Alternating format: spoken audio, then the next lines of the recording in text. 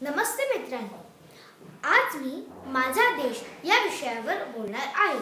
हा उंच हिमालय माझा, हा विशाल सागर माझा, ह्या गंगा यमुना शेती धरती बाग बगीचा माझा, हा देश माझा, हा देश माझा याचे भान जरासे राहू द्या।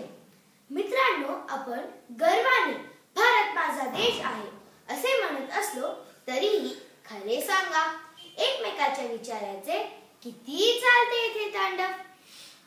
मनी येथे प्रत्येकाचा असतो 2020चा ध्यास, पण बघा ना, खरंच कष्ट करणाऱ्या शेतकऱ्याच्या गळ्याला अजूनही नाही का येते फास। आपल्या देशात बरेच जण आहेत जे खातात तुपाशी, पण तरीही असंख्य आहेत जे राहतात उपाशी।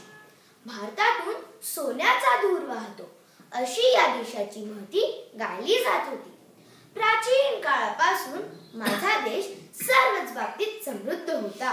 त्याची कीर्ती जगभर पसरली होती, पण ती कीर्ती कधी अपकीर्तीत बदलली कळलेच नाही।